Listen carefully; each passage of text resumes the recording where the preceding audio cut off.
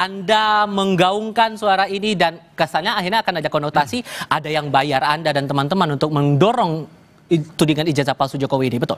Ngaco dan kalau dalam bahasa sahabat saya ini terwelu itu adalah terlalu, ya gitu. Sebenarnya ini offset ya, saudara Ade ini offset dan dia harusnya malah justru bisa disanksi atau justru bisa dimarahin ya oleh Jokowi karena itu justru menarik lawan yang lebih banyak untuk Jokowi. Sampai dibilang yang berbaju biru. Makanya kan ngaco. Saya omong apa adanya. Kalau A saya bilang A, kalau B saya bilang. Jokowi itu hanya mengatakan, kan saya sudah sampaikan. Feeling saya mengatakan ada agenda besar politik dalam tuduhan ijazah palsu maupun pemakzulan. Artinya memang ada orang besar yang membackup. Nggak ada dari Jokowi bilang biru. Gitu loh. Kok tiba-tiba ada termulnya yang kemudian mengatakan bahwa itu biru. Itu kan ngaco sekali. Anda menangkap arahnya ini buat apa kalau gitu? Ya ini mau membenturkan, ini yang rugi Jokowi sendiri loh nanti. Gitu. Tapi ya menurut saya fight harus dilakukan gitu. Karena apa? Karena ini tuduhan ini ngaco, fitnah sangat luar biasa dan saya sangat mendukung statement Mas Ahaye tadi ya. Meskipun saya sekali lagi Mas Tifal, saya udah 5 tahun itu tidak lagi di partai politik dan kebetulan saya pernah wakil ketua umum di situ.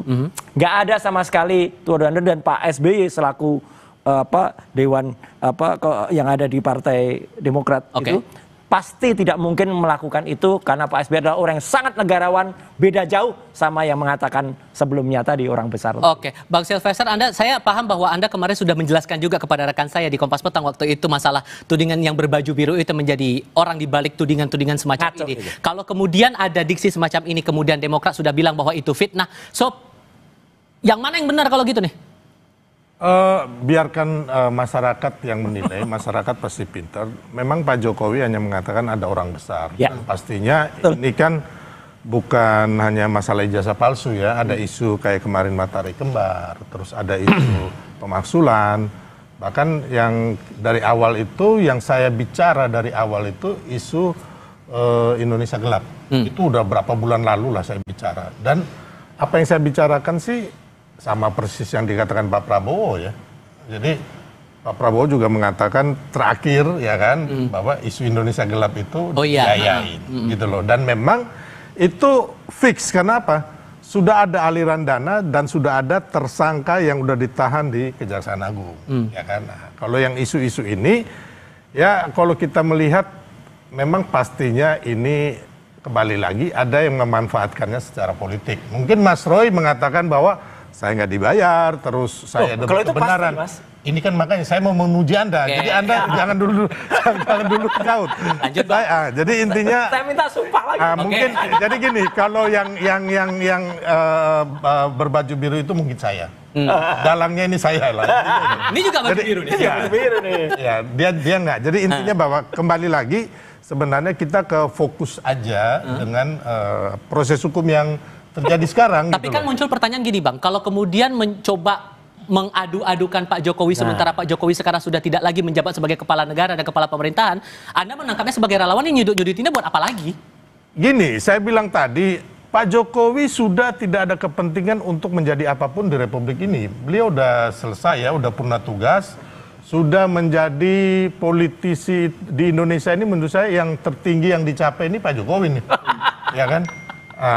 Intinya sudah 2 kali wali kota, gubernur, ya kan, terus presiden 2 kali dan berhasil, terus mengendorse Prabowo Gibran berhasil, ya kan. Nah, jadi intinya tapi kalau ada, ya kan, mantan yang orang kuat dulu ingin anaknya, terus ingin kadernya, ingin orangnya nanti bermain di 2029 atau Prabowo Gibran ini nanti selesai di tengah jalan. Dari beberapa orasi orang-orang mereka ini, itu kan udah jelas. Ada yang mau revolusi, terus ada yang mau kudeta, ada yang mau mendudukin gedung MPR DPR, gitu. Ada yang minta Mas Gibran dan juga Pak Prabowo mundur. Itu kan udah jelas. Terus kita melihat, ya Bang, kita meneliti dari di sosial media nih, ya kan.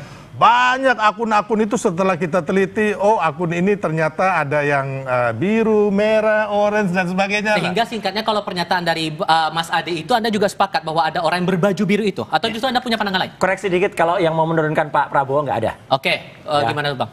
Ada, jadi saya lebih mengerti daripada beliau. Karena gini, saya wakil ketua tim kampanye nasional. Beliau ini orang luar, nggak ngerti apa-apa gitu loh. Nggak ngerti apa-apa beliau ini. Kalau ke pertanyaan saya, kan? ada nggak yang orang saya Mas Ade itu? wakil ketua tim kampanye nasional dan sampai saat ini saya masih berhubungan dengan semua, dengan baik Pak Prabowo, ya kan, bertemu langsung dengan Pak Jokowi, dengan ring-ringnya semua, gitu loh. Jadi ya kita dukung penuh kan, Pak Prabowo.